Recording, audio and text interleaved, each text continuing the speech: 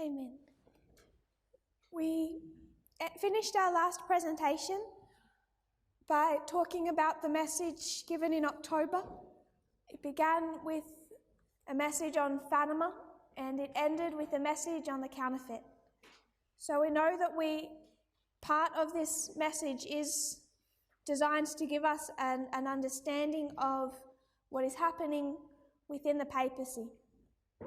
So it isn't my intention for the sake of time to go into a very in-depth discussion of this subject or to lay out all the logic that's been previously presented.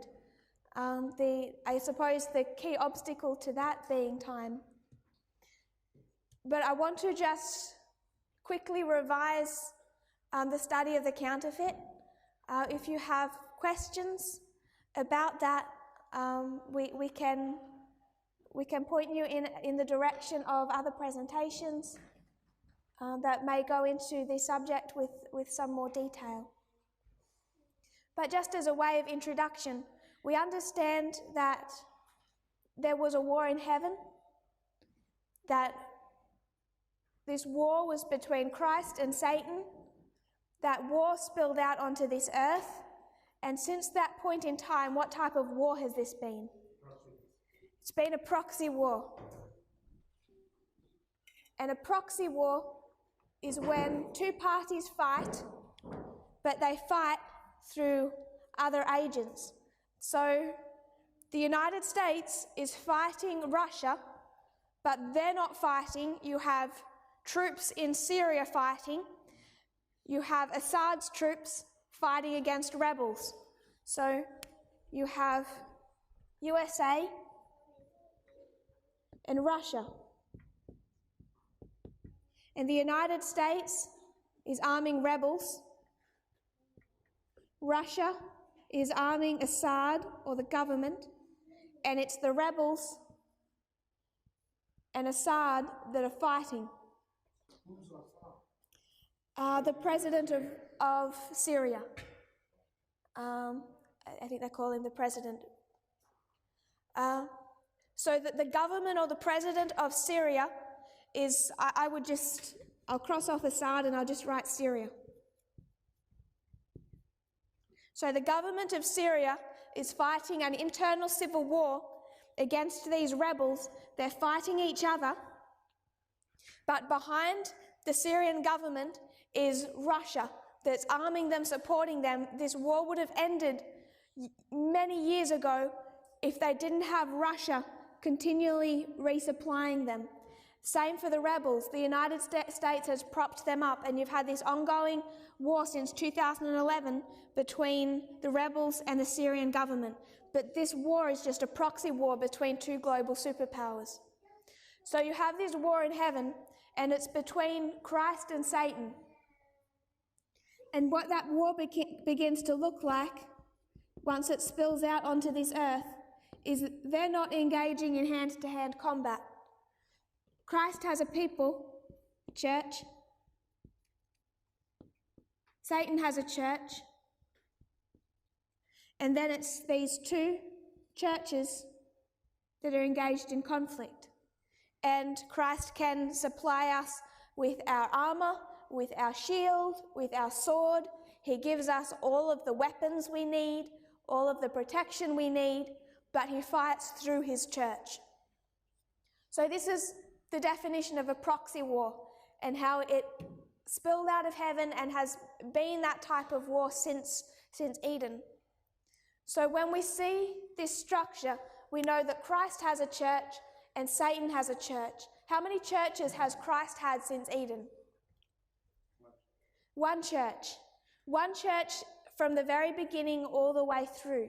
How many churches has Satan had? One church. It may appear to change, the church may appear to fall, but it does not fall. It's the one church all through history. So it's these two churches that I now want to compare and contrast. Those churches in our history, in our dispensation, Satan's church, most directly, what would you call it? the papacy. And Christ's church, Adventism. So you have these two separate churches, both at war. So you now know that we can compare and contrast Christ's church with Satan's church. And you know that there are these similarities. We call Satan's church, or Satan, he can be represented as being the king of the north. He wants to live in the side of the north. Why? Because that's where Christ's throne is. So you start to see that Satan wants the same things that Christ has, and that he works by observing what Christ does and then counterfeiting it. So one church is going to keep a Sabbath day on Saturday, and the other church is going to keep a Sabbath day on Sunday. So both are worshipping on specific days. Satan doesn't decide that they're just not going to worship on a specific day. If Christ has a day his people worship, Satan's going to have a day his people worship. It's a counterfeit. So what we began to understand through Fatima is that the way Satan is interacting with his church is in the same fashion, or a counterfeit, of the way that Christ has interacted with his church. So I want to first give a quick overview of how we have seen Christ work with his church over the last centuries.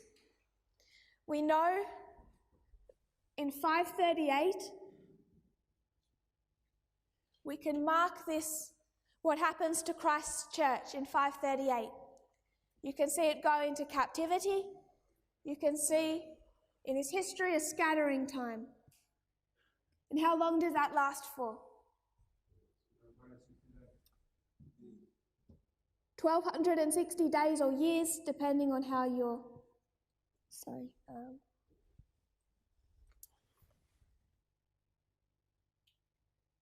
how you're wording that prophecy. 538 to 1798. 1,260 years of persecution and scattering. In 1798, what does God begin to do to his church? He's going to raise up a messenger. He's going to give a message. So first thing he has to do is raise up a messenger who can give that message, and he's going to use that message to gather his scattered people. And we find this history from 1798 through these 46 years is the raising up of William Miller. He has an increase of knowledge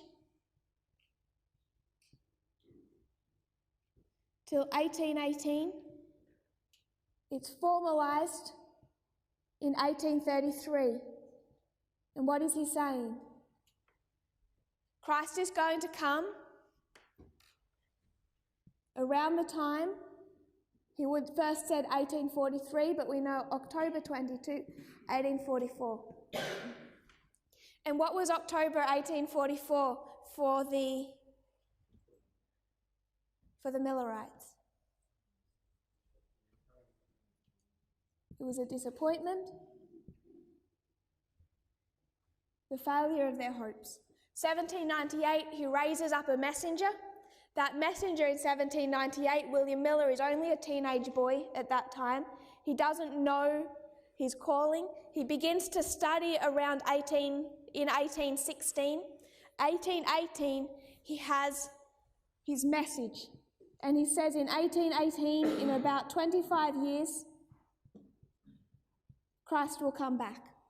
In 1833, he is given his credentials as a minister, and he is travelling and teaching. And the message continues to spread, and we know there are other events after 1833. In 1844, this message from this history all leads to disappointment and failure. The Millerite movement's decimated, their hopes are destroyed, and many of them are scattered. At this point, they go into a time of scattering. So they're scattered here from 538 to 1798.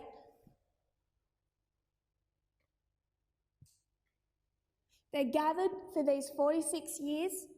After October 22, 1844, they are again scattered.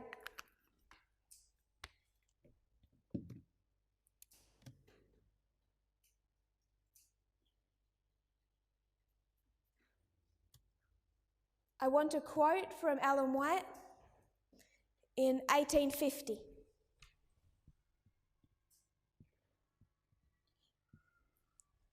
She writes in 1850, "The Lord has showed me that he has stretched out his hand the second time to recover the remnant of his people." So she's being told that the God is going to make a second attempt to gather his people. When was the first attempt? 1798 to 1844. They've been scattered, and now God is going to make a second attempt to gather them. She says, in the scattering time, after October 22, Israel was smitten and torn, but now in the gathering time, God will heal and bind up his people. In the scattering, 1844 to 1850, efforts made to spread the truth had but little effect, accomplished but little or nothing. But in the gathering, where God has set his hand to gather his people, efforts to spread the truth will have their designed effect. What's that quote again? This is Review and Herald. Review and Herald, November 1, 1850. Paragraph 9. So she says in this paragraph, we've been gathered in these 46 years, then we were scattered, and God is going to make a second attempt to gather the remnant of his people. In the next paragraph, she says this, in our movement famous passage, the Lord showed me that the 1843 chart was directed by his hand, and that no part of it should be altered. So on this same day, the next paragraph, she states that 1843 chart, laying out those prophecies, was directed by the hand of God. 5 MR 202.4.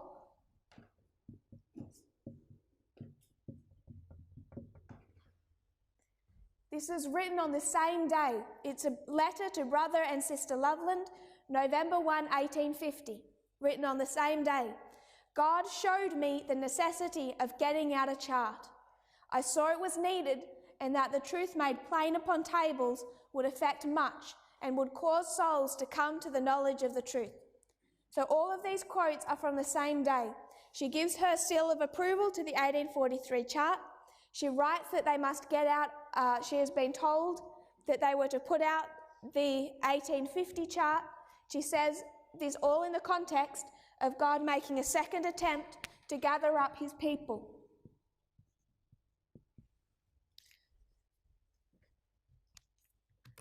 So this is what she's doing here, is she's pointing them back to those messages of William Miller, back to the 1843 chart, and then says, based on that same message that's going to be placed in the 1850 chart, there will be a second attempt at gathering. But we all know that this ended in failure. And in 1863, what happened to Adventism? Two different things happened in 1863 I want us to remember. First of all was the organisation of the church. Was this good or bad? Good. Organisation is a good thing. We should be organised. So they were organised. That's a good thing. But then they rejected the message. They rejected the 25-20. Good thing or bad thing? Bad. So they organize, which is a good thing in our history, but they reject the message, which is a bad thing. So they've entered again from 1863. We recognize that from 1863, we go back into a time of scattering. And how long does that scattering last for?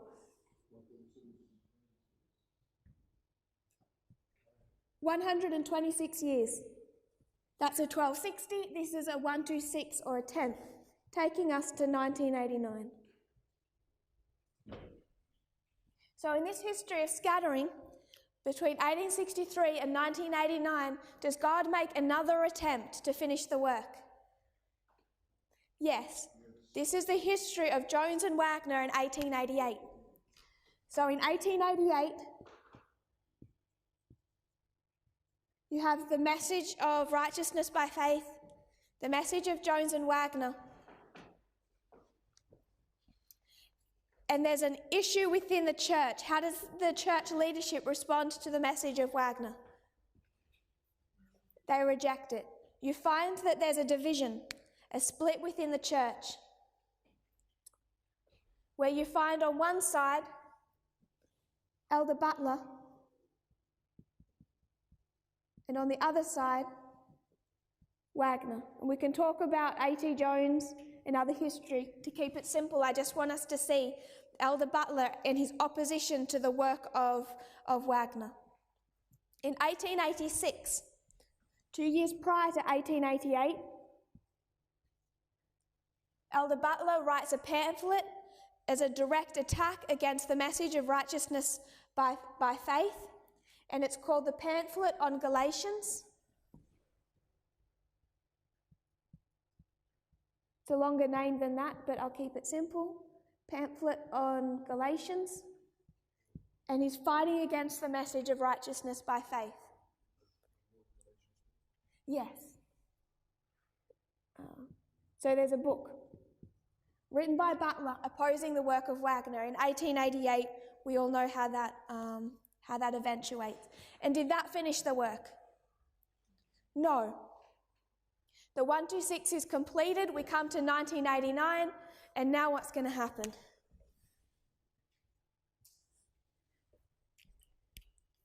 This is the Alpha of modern Israel, and this is the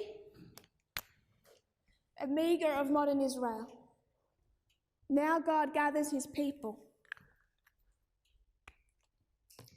And what does he first have to do?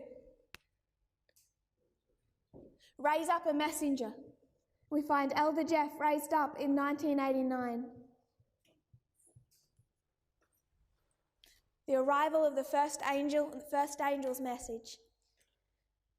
So in a very brief, quick overview, this is our history from 538, but particularly from 1798, and this is the history of modern Israel.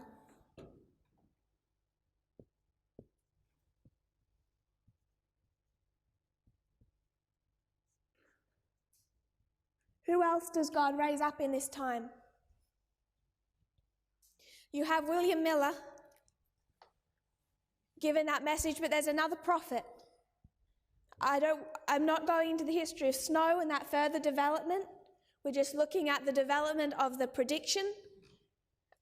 I want us to see there's the two types of prophets. You have a prophet who sees things through study, and then you have the prophet who has divine revelation, and that is Ellen White.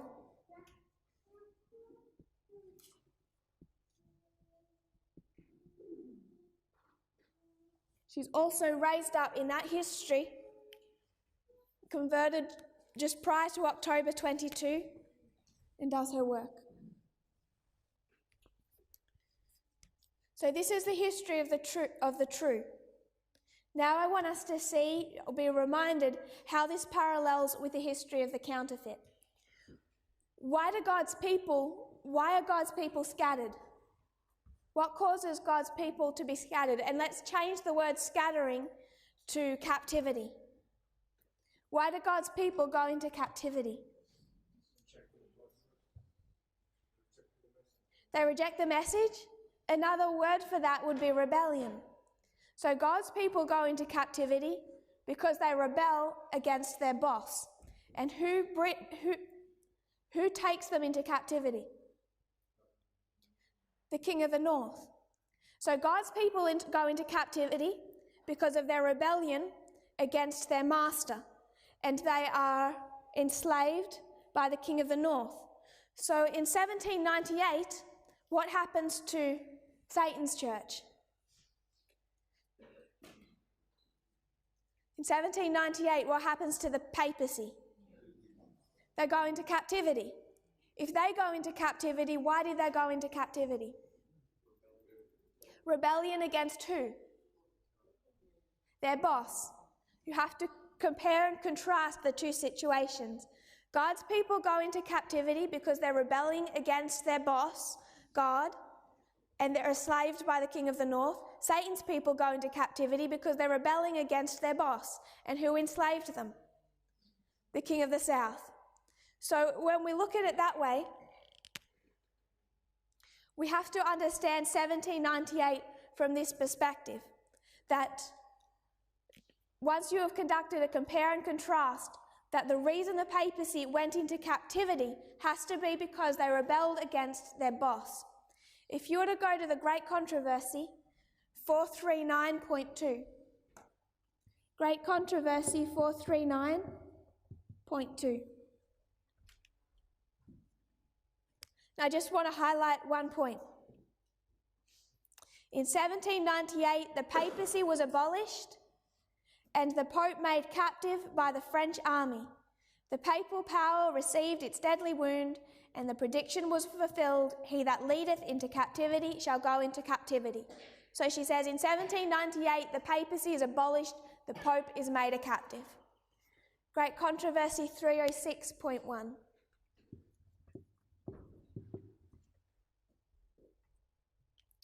The 1260 days or years terminated in 1798. A quarter of a century earlier, 25 years before 1798, persecution had almost wholly ceased. Why did persecution cease in 1773, 25 years before 1798? Because the Pope abolished the Jesuit order. What was the job function of the Jesuit order? They are to control the kings of Europe and persecute God's people. And what does the papacy do in 1773 when they abolish the Jesuit order? They stop fulfilling the job function given to them by their boss. They stop persecuting God's people. They stop controlling the kings of Europe. So in 1773, they have gone into rebellion against their boss. They're no longer persecuting God's people. They're no longer controlling the kings of Europe. 25 years after their rebellion, they go into captivity. So from 1798, the papacy was abolished, the Pope went into captivity, and you could call this a scattering. And we briefly touched on this when we looked through our histories and we touched on Fatima. What gathers God's people? A message. In how many parts? It's a 3-part message. A 3-step prophetic testing message. So what needs to happen to bring the papacy out of a scattering time? A 3-step prophetic testing message. Now what we're doing is we're taking the true of modern Israel and we're comparing and contrasting it with a counterfeit of modern Babylon. How many histories do you find of modern Israel? An Alpha and Omega, Millerites, 144,000. 2 different histories, beginning and an end. So for modern Babylon, how many histories must there be? 2. An Alpha and an Omega history, a beginning and an end. So you know that there has to be a history prior to our own because we know that we're in the final events of world history. There must be history prior to our own, but past 1798, where you see modern Babylon resurrect and attempt to finish the work. What resurrects God's church is a 3-step prophetic testing message. What resurrects Satan's must be a 3-step prophetic testing message. And we discussed the history of Fatima, that they are given 3 secrets as they are known. The first one is a vision of hell. It's a message of fear. The second one, defeat the Soviet Union, defeat the King of the South. The third one, a vision of judgment. If you find yourself failing the second. The first one, a message of fear. The second one, your job function. The third one, the consequences of failing your job function. They were given a counterfeit 3 angels message. They're given that counterfeit 3 angels message in 1917. So you know in 1917, when they have that counterfeit 3 angels message, you know that they must be in a history where Satan is doing a work of restoring his people.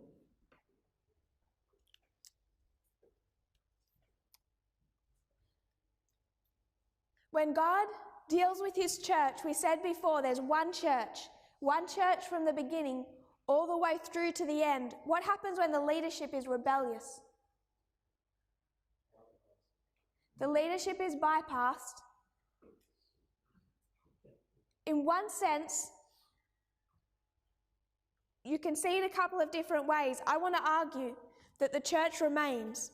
The leadership comes up within the church and they are the new leadership. So when you see the history of God's church, the leadership must come up from within it and take over as God's church. But the church remains the same. The leadership are bypassed and a new leadership emerges. You find that in the history of Christ. You find that the Jewish leaders are bypassed, and so these other leaders, these disciples, are raised up from within the Jewish nation, bypassing that Jewish leadership, and they're going to do the work that the Jewish leadership should have done at the beginning. But they come up from within. So what we're looking for is not just a message, but the rising up of a new leadership from within the papacy that's going to restructure it and do a work. And as has been evidenced in other presentations, but I want to skip through most clearly, that is 1899, and a man known as Eugenio Pacelli. They were back then a famous family of Vatican lawyers. There was a grandfather, Pacelli, who had worked as the Pope's personal lawyer decades before, around the 1850s, 1860s, and he had 2 grandsons. A famous cardinal of that time, I'll put it over here, was a man known as Cardinal Gaspari. And Cardinal Gaspari took these 2 grandsons under his wing. One grandson, Eugenio's brother, was Francisco Pacelli. And he was a Vatican lawyer. And what did he draft and introduce? He drafted and introduced the Lateran Treaty,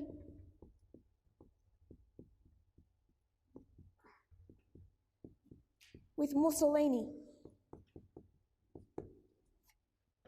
Eugenio Pacelli, his brother, also working with Cardinal Gaspari,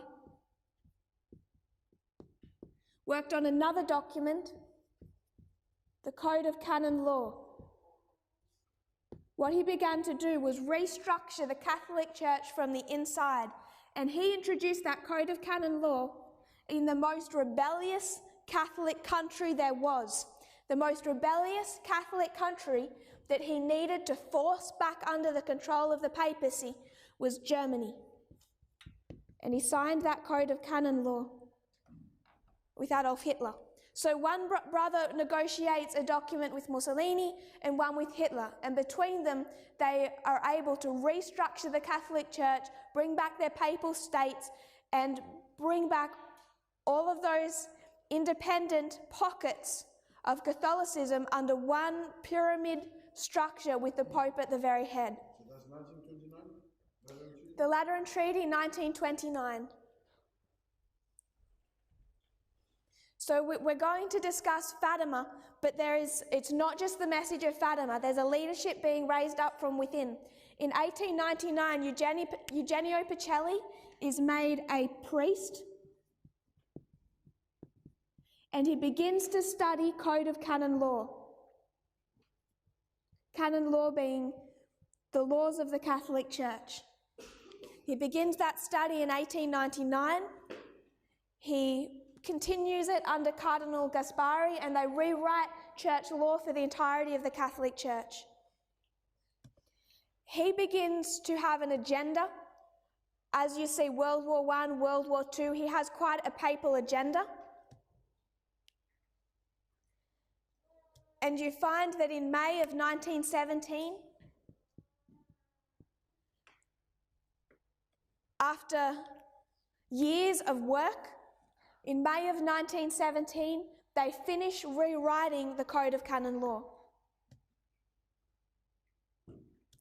Once they've finished rewriting the Code of Canon Law in May of 1917,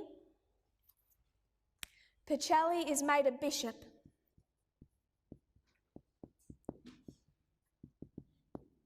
And the reason that he's made a bishop is that they want to send him to that rebellious country of Germany to bring the Catholic Church back into the control of the papacy, because they were quite rebellious. So you're noticing a compare and contrast. Before God's church can do a work, he has to sort out his own people, because they are not fit for purpose. Before Satan's church can do a work, who does he have to sort out? His own church, because the papacy is not fit for purpose, not for Satan's purpose. So he raises up a leadership from the inside. It's May 13 of 1917 that Pacelli is made a bishop. I'm quoting here from the book Hitler's Pope. Those with a mind to read significance into Marian dates would later note that Pacelli was made a bishop on the very day, Sunday, May 13, 1917, when 3 children were said to have witnessed a lady all of dazzling light at a place called Fatima in Portugal. This is the first Fatima vision. 40 years later, as Pope, Pacelli himself witnessed in the Vatican gardens that what he thought to be the phenomenon of the spinning sun, which was the miracle that was supposed to have occurred at Fatima. So on the same day as Fatima, Pacelli is made a bishop, and he personally connected himself to Fatima, to those events. May 18, a few days later, he sets off for Germany to rewrite church law within Germany and bring them back under the control of the papacy. He's working on that church law within Germany for a long time. Because of the conflict in the country, it takes a long time to bring that law into practice. And one of the reasons it's so hard is that within the papacy, he's not just fighting the German government, he's also fighting with the German church itself. So it's Pacelli versus the German church, the German Catholic Church. What you find is there's civil war within the church because they don't want to come under the dictatorship of the Vatican. But he finally has that signed in 1933, and he has a quid pro quo with Hitler, where Hitler allows him to introduce this church law as long as Pacelli dissolves the last democratic political party in the German government. It's this introduction of this law that also places Hitler as a complete dictator, but they sign a concordat.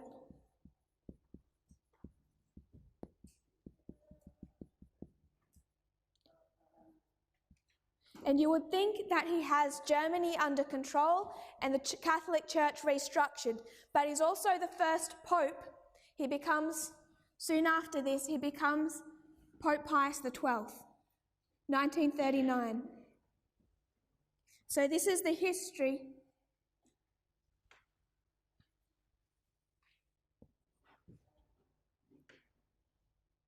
of Pope Pius XII, Eugenio Pacelli.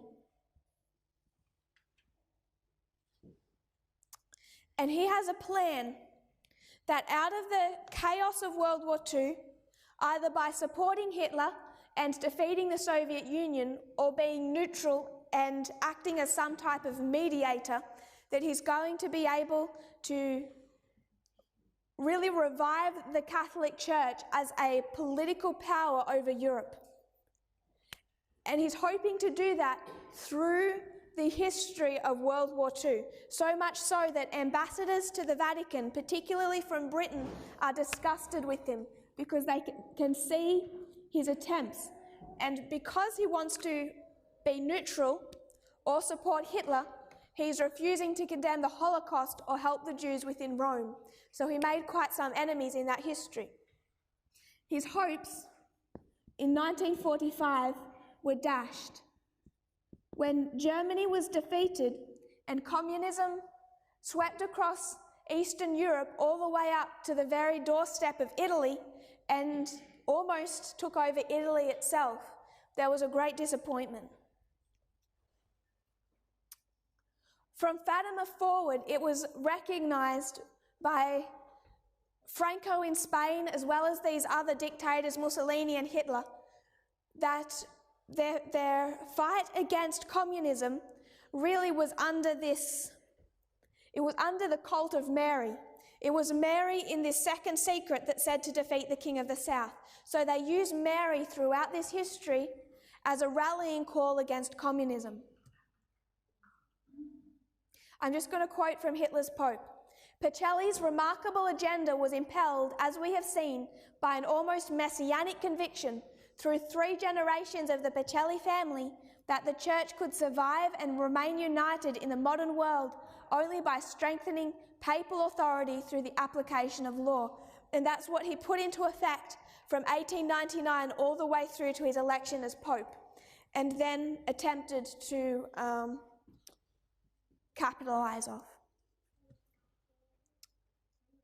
1945 resulted in the disappointment of those hopes. And again, we find a scattering time. In this history, all they're trying to do is everything in their power to make sure that Italy doesn't fall under communism and that the Catholic Church doesn't lose the small amount of power it had gained. In 1850, Pope Pius XII, Eugenio Pacelli, makes a second attempt using the message of Fatima and the cult of Mary. And in 1950, he steps out onto the loggia above St. Peter's Square and he announces to the thunderous applause of a 1 million strong crowd, 1 million people, that Mary, when the course of her life was run, was assumed in body and soul to heaven. This is the formal definition of the dogma of the Assumption.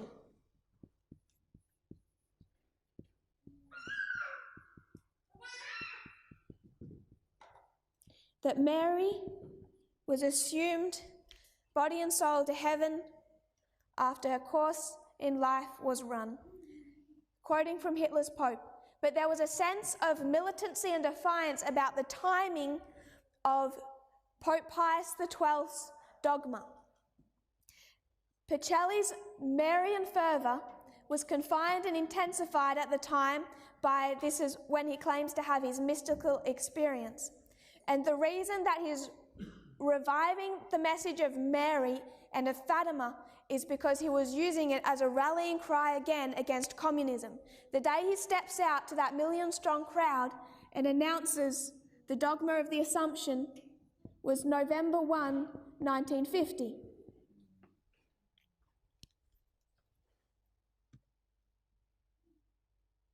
But this came to no fruition. He later died. The gathering he began and hoped for ended in failure. A new pope arrived, and how did that pope handle the message of Fatima? He didn't. In 1962, you are in the history of the Second Vatican Council. And what are they doing? It's a work of reorganization of the Catholic Church. Question: if this organization was good for God's church, for their mission, was this reorganization good for Satan's church and for their mission at the end of the world? Yes. But what else do they do at the Second Vatican Council? They reject the message of Fatima. And how they do that is by not publicly rejecting it, but they go into a secret deal with the Soviet Union. And if the Soviet Union allows the Orthodox Russian Church to send representatives to the Second Vatican Council, Pius XII promises that they're going to make no condemnation of communism or of the Soviet Union at this Vatican Council. And you remember what their instructions were. It's a rejection of their prophetic message. Sorry? No, by this stage he's died. This is a new leadership. I have it here. John the 23rd. Pope John the 23rd. You have a series of popes after this date until you come to John Paul II. So I would suggest that from 1962, they've gone back into a history of scattering.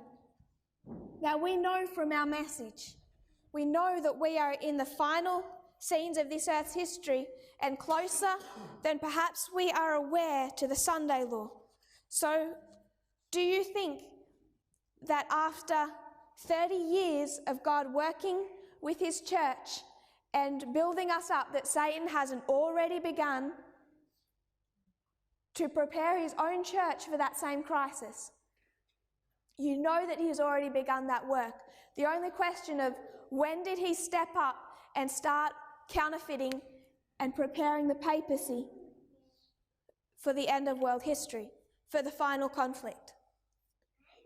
I'll discuss that date in a minute. What I want us to see is that between 1962 and this final preparation within the Catholic Church, you have another attempt, the history of 1989.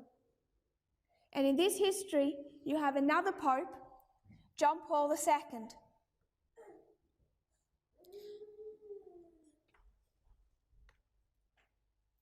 You have John Paul II, and he's the leadership of the Catholic Church. Now, in this history of Butler and Wagner, who's right and who's wrong?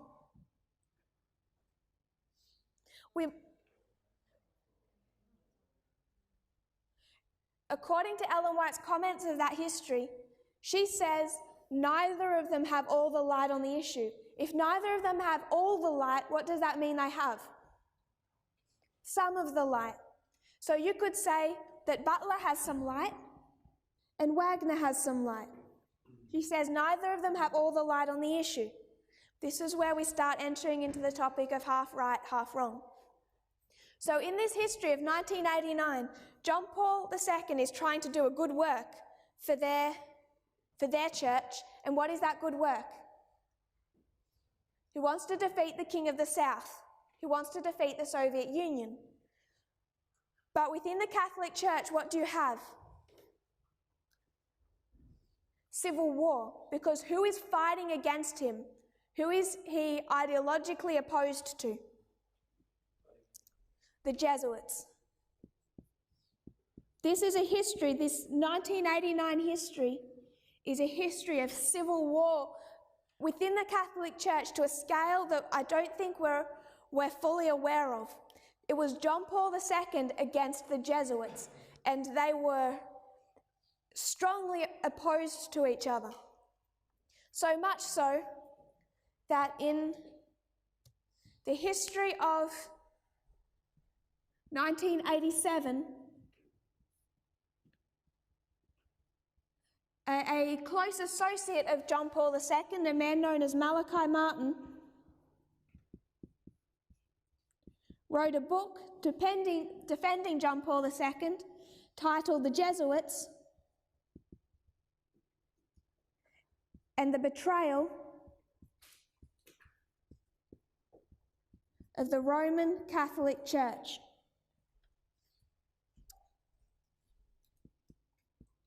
And you find that there's this split and this civil war between them.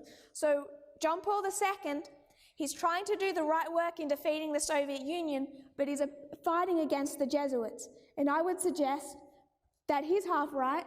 He's trying to defeat the Soviet Union, but it's the Jesuits who were right on the Second Vatican Council and the changes that needed to happen within the Catholic Church.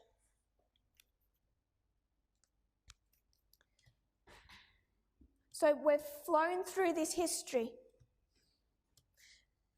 We've seen that there is a history of an alpha and an omega.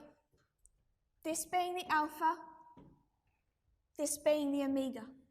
We can compare and contrast the true and the counterfeit.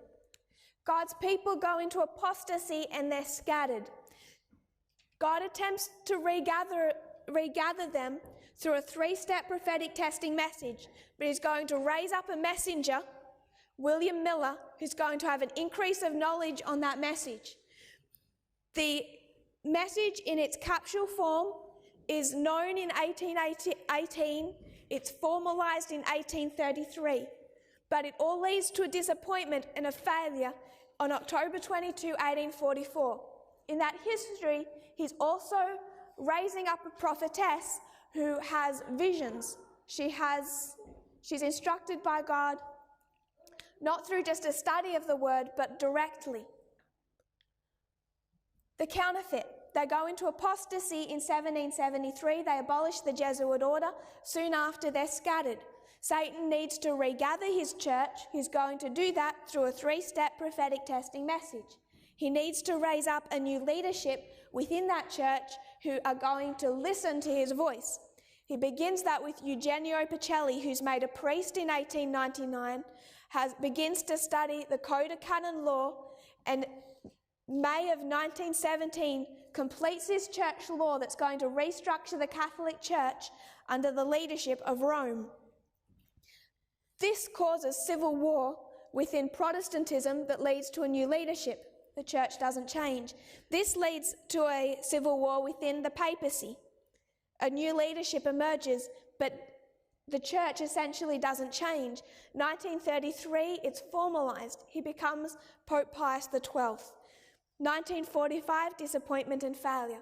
You have 1798, 1899, 1818, 1917, 1833, 1833, 1844, 1945.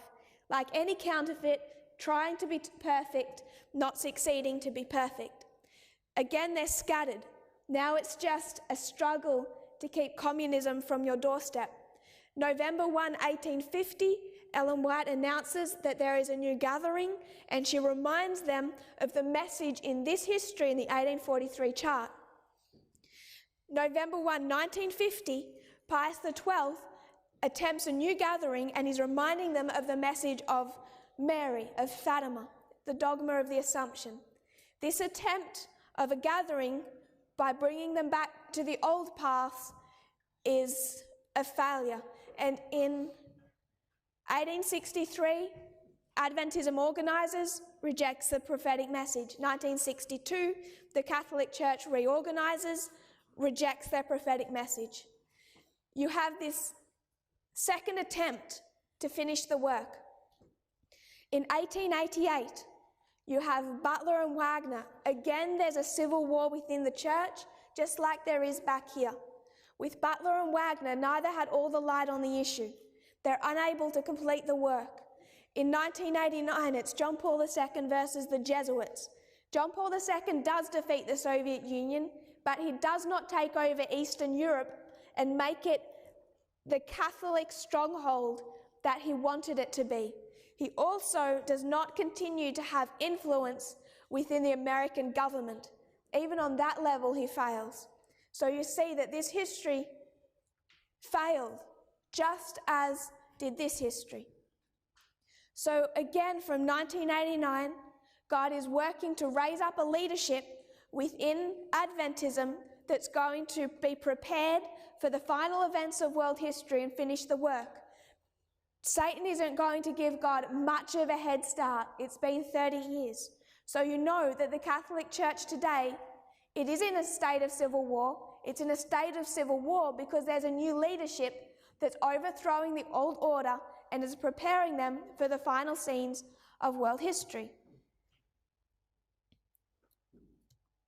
This is where it was left until Elder Jeff began his study of half right and half wrong. And what he taught was, he took these two histories. He took the history of William Miller and Samuel Snow, and he said that Miller and Snow were half right and half wrong. Miller was half right and Snow was half right. They both had truth in their messages, but they were opposed to each other because they were also half wrong. Samuel Snow predicted that October 22 would be the second Advent, and it wasn't. So Samuel Snow was half right and half wrong. You come to this history, and Butler and Wagner are half right and half wrong. And what he did with this was he said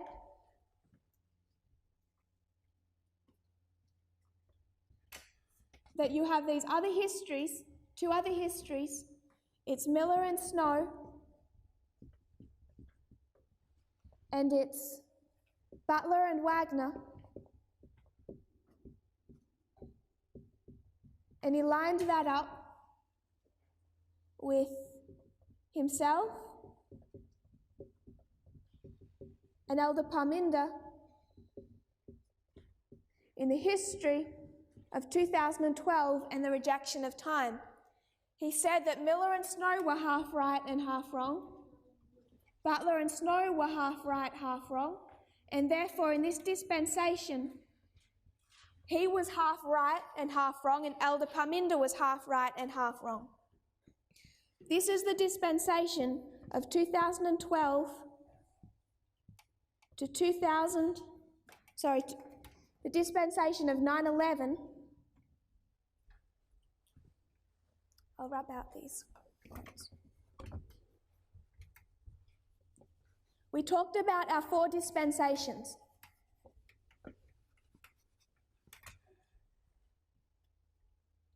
We have 4 dispensations within our reform line. This is the dispensation of 9/11 to 2014. In 2012, Elder Parminder introduced time setting into the movement and predicted 2014.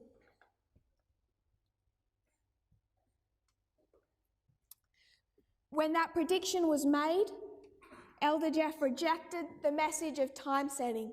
He rejected the testing message for this dispensation. We have said from this movement for many years, if you reject the first angel's message, can you be benefited by the second? Continue that logic. If you reject the second angel's message, can you be benefited by the third? Did Elder Jeff accept the second angel's message? So is it a coincidence, or is it prophetic, that when the midnight cry message came, he could not study it, he could not teach it, and he has publicly admitted to not even being willing to watch it? You reject the first angel, you cannot be benefited by the second. But the mistake made by Elder Jeff and others within this movement, If you reject the second, you can't be benefited by the third. In 2012, there was a rejection of the message of time. And what was taught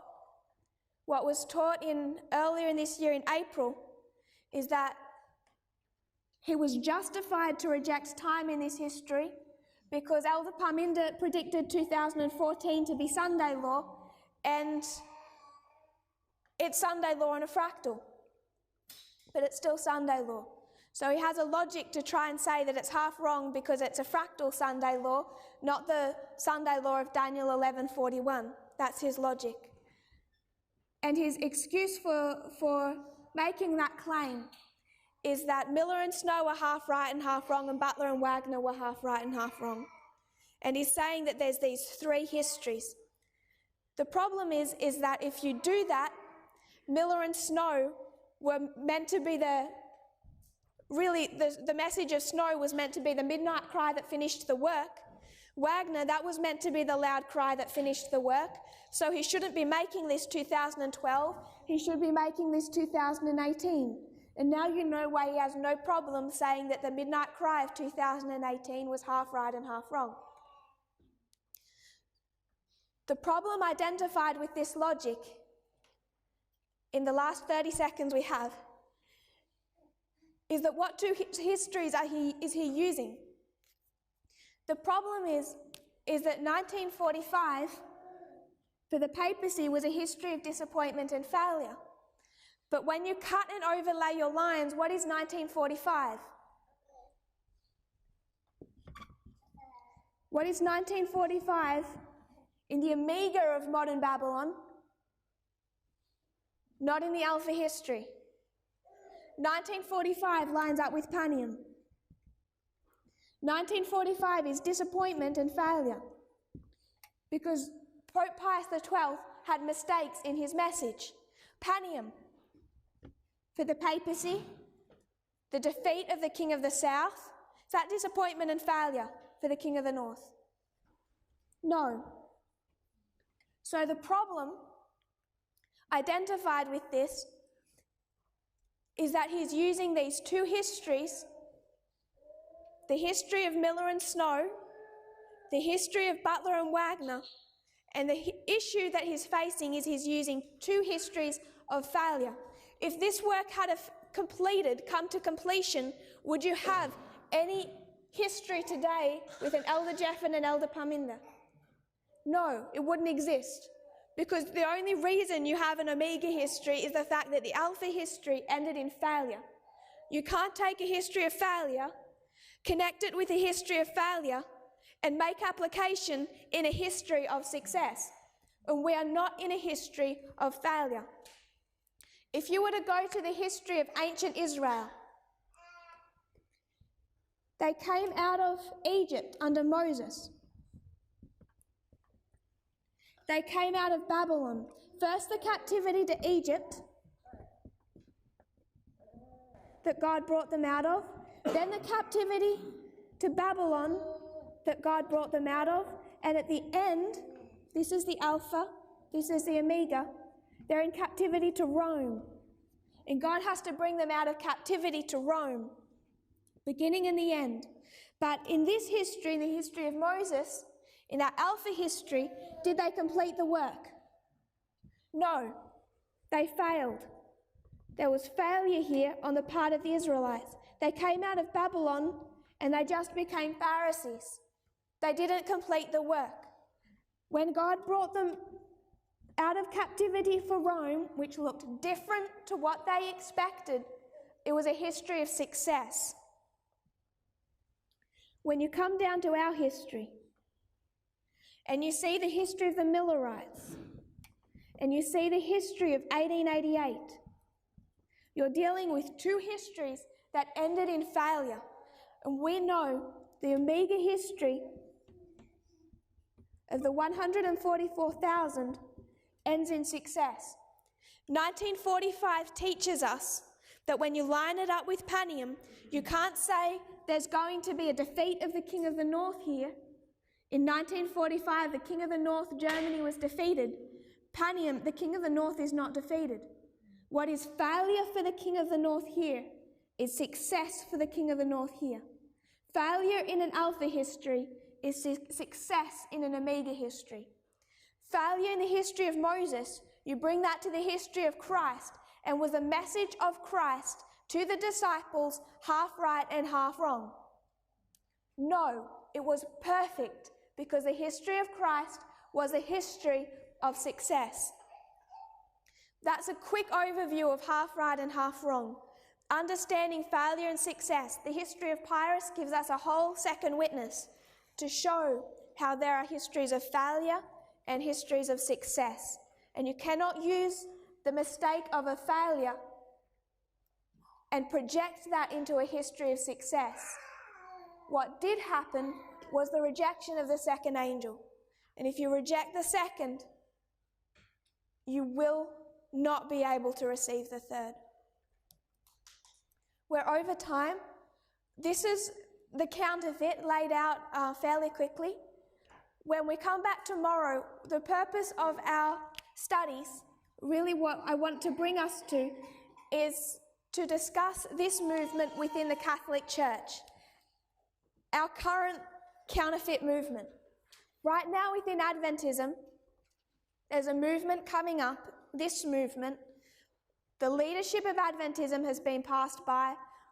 This movement becomes the leaders of Adventism. The same church remains. God's church never changes, but the leadership is passed by. And you find that people have to make a choice, and it can look like a split or civil war. So when you look at the Catholic Church, we're preparing for the final events, they're preparing for the final events. And as they prepare for the final events, Satan's going to counterfeit the same work. A movement within the Catholic Church that replaces the leadership and prepares them for the final events of world history. And I'm stating that that leader is Francis. And the work that he is doing is to restructure the Catholic Church. There are differences between the true and the counterfeit. Here you have William Miller, Samuel Snow, other leaders. In this history, it's just Pacelli. You just have one all the way through. The counterfeit is close, but it's not perfect. Pacelli was the only leader that overthrew the leadership in this history and became the Pope. The same with Francis. He's the last Pope for the Catholic Church, and you can demonstrate that, and he will finish the work. So we want to come back tomorrow and have a bit of an observation of what this civil war within the papacy looks like. If you kneel with me, we'll close in prayer. Dear Father in heaven, thank you for this day, for this camp meeting. I pray, Lord, that you will bless our day, our fellowship, and the studies that come after. Lord, we know that you are preparing and training us for the final events, and that they are coming quickly. I pray, Lord, that you will help us to see your love for us, your value in us, that you would want to even work with us, Lord, to do your work. I pray you'll fit us up for that purpose. I pray in Jesus' name, amen.